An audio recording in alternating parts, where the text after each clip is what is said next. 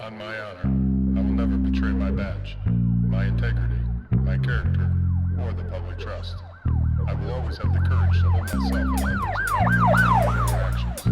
I will always uphold the Constitution, the community, and the agency I serve. Welcome to On the Blue Line. This is episode number 19, and I want to thank you for listening and for continuing to follow us. Again, I want to remind you that each of these are now available on video as well as audio. So make sure if you haven't subscribed to our YouTube channel that you go over there, check it out. It's On the Blue Line. We have one video on there so far. To date, all of our audio is on there as well. But as far as videos, we have last week's Monday Morning Roll Call. And then, of course, this week's will be there as well. As always, the podcast is available really on anywhere that you stream your podcast, be it Apple, Google. We are also on iHeartRadio as well as Spotify. Just make sure that you subscribe to whatever your favorite streaming service is. And if you do have a favorite and we are not on there currently, just drop us a note and we'll make sure that we get on there and that we're available on your favorite one as well. So that does it for announcements this week. Let's go ahead and get started on the Monday Morning Roll Call. So this week I want to talk about an idea of exemplifying a standard or living by a code. So as always, I like to start with a little bit of definition. I think it's important that we look at what this actually means. So a standard, it's an idea or a thing used to measure or a norm. It, of course, can be a military or ceremonial flag. And then principles of conduct informed by notions of honor and decency. Also, this idea of a code. A code is defined as a set of conventions governing behavior or activity on a particular sphere. When I was a kid, we had a teacher, and he would often talk about times of war, and he was probably referring to the Revolutionary War, but I was younger, and I don't actually recall exactly what it was that he had been talking about. But he would say and tell this story of the importance of having a flag, having a standard, having this thing in your life that was the focus. And he would refer to it in times of battle on the importance of the flag going into battle. And that, if that flag was to fall, if that flag was to falter, if it was to touch the ground, if it was to be retreating, then the soldiers didn't know what to do necessarily in a battle where you have the thundering of cannons and you have the chaos of war and the importance of having a standard when things were getting chaotic.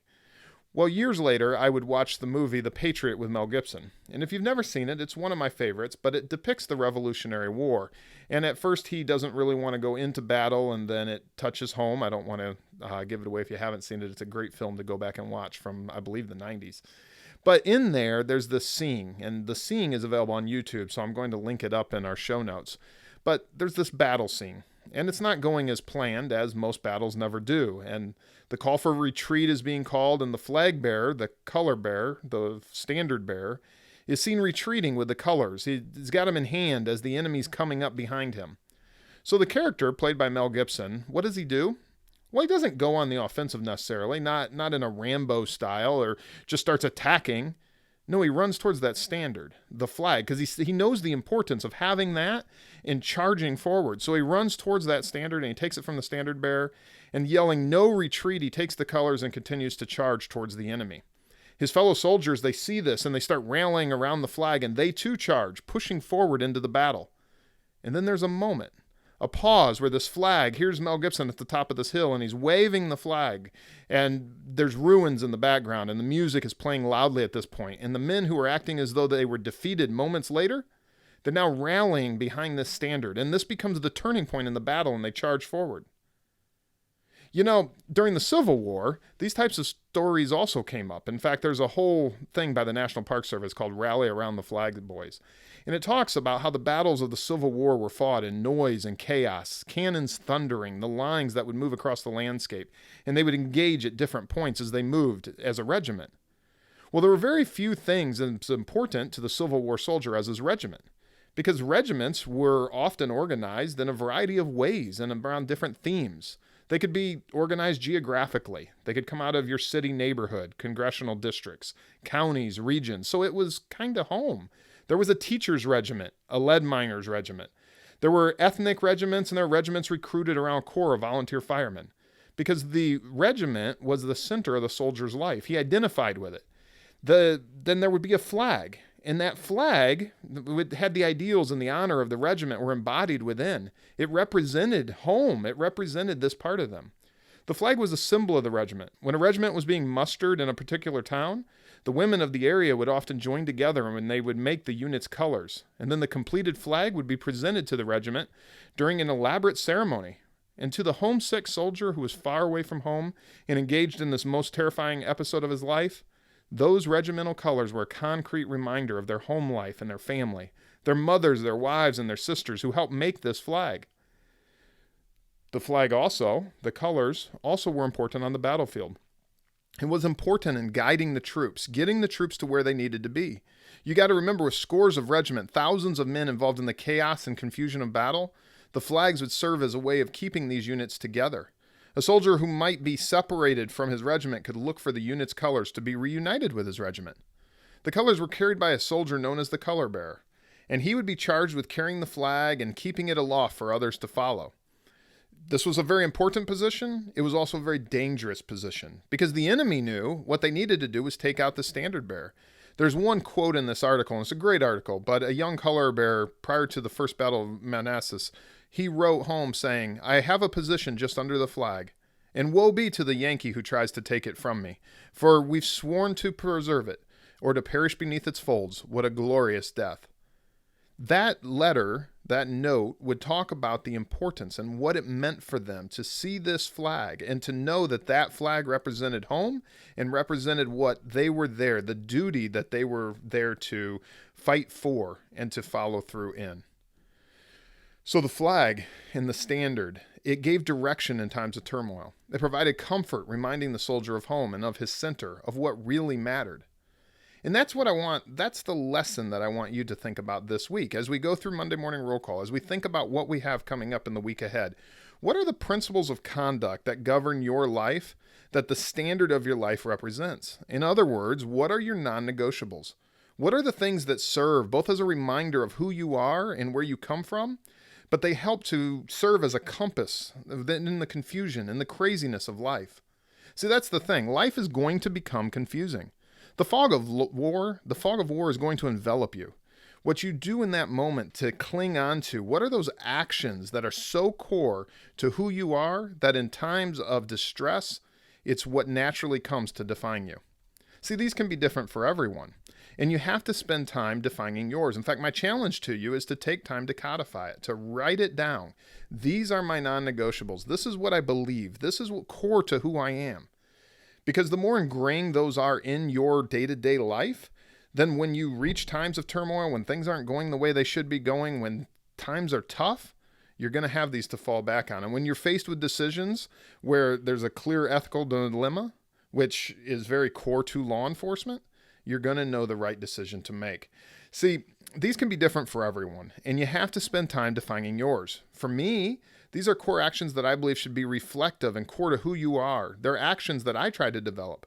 Am I perfect? No. Will I be perfect? No. Will you be perfect? No. But like so many things, what's most important is moving forward, attempting to do it. So here's some ideas.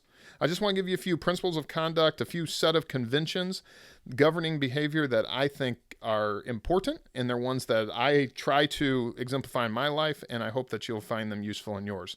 First of all, and probably most obvious, is integrity. See, this is foundational to everyone, especially in law enforcement work. The loss of integrity will ultimately lead you to the loss of a career. You have to be honest in your dealings as well as honest with yourself, but understand that integrity goes a step further. Integrity refers to strong moral principle. It becomes a mantra. It's the do the right things at the right time for the right reasons. It is core to your actions and your decisions. Integrity is itself a compass. It provides direction in times of uncertainty and should be the bedrock of what all the conventions in your code are predicated on.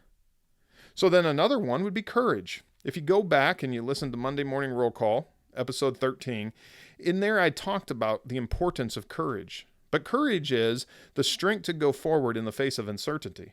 You're going to see that there's a hierarchy to this list. See, we have to have this foundation of integrity, this foundation of doing the right thing at the right time for the right reasons, and then have the courage to stand and make that right choice. Otherwise, we're going to flounder. You have to have both. You have the core of integrity, but the courage to do the right things when you see someone doing something they shouldn't be doing, when you see the decision being made that it could be detrimental, when you see the person that needs help and you decide to make the decision to help them. You have to have the courage to do the right thing in the right moment. So the number 3 on this list is, again, discipline. See, this is the refining, the act of doing the principle or behavior. We need the courage to do the right thing, but we have to sharpen the sword to ingrain the behavior, and that's done through discipline. Discipline is the continuous action, the behavior that we do it over and over and over again. It's the getting up 30 minutes earlier to get that workout in. It's spending time writing when you know you should be writing. It is going back to school to get the degree that you know will someday benefit your career and your family. Discipline is the management of those actions, that we must take a particular and active role in our goal or mission, because without discipline, we ultimately will fail. We'll just flail around aimlessly, always talking about what we are going to do. Well, someday I'm going to write that book. Well, someday I'm going to start that business. Someday I'm going to get back in shape. Someday I'm going to spend more time with my wife and children. Someday we're going to take that vacation. Someday we're going to go and see her family. Whatever it is, it's discipline. It's discipline to accomplish what you set out to do. Otherwise, you're going to always be talking about it and never actually accomplishing it. So then, patience. Patience can be equally as important as well. It can also be tied to discipline. Because so often in life, when we start doing something, it's like, well, I've been disciplined for 5 days. But remember that life is often a marathon. It's not a sprint. We cannot expect results, especially from years of undisciplined action, overnight. There's a steadfastness of discipline that comes in, and in that we must be patient.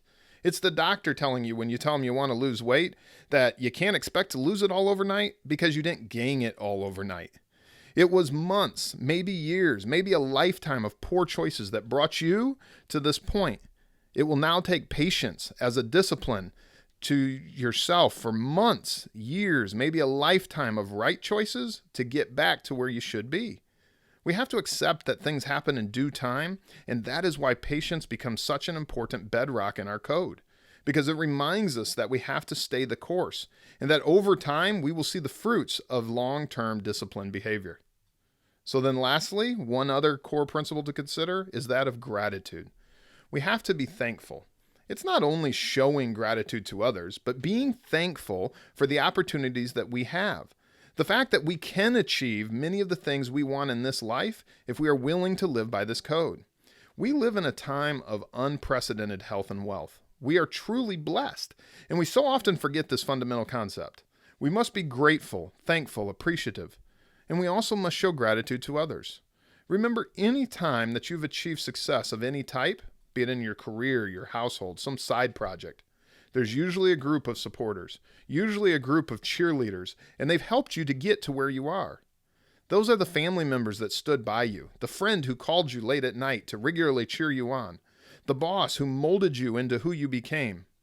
We do not do life alone, and we must learn to show gratitude to these supporters and mentors in our lives.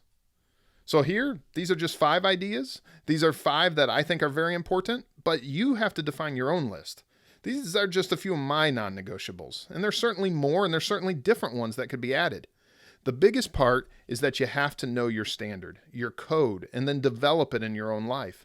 You know, you have done, when people make statements, well, this person he is always honest. He is always thankful. He always shows integrity. Mr. Smith, he is a man of integrity. Mrs. Smith, she is always so disciplined.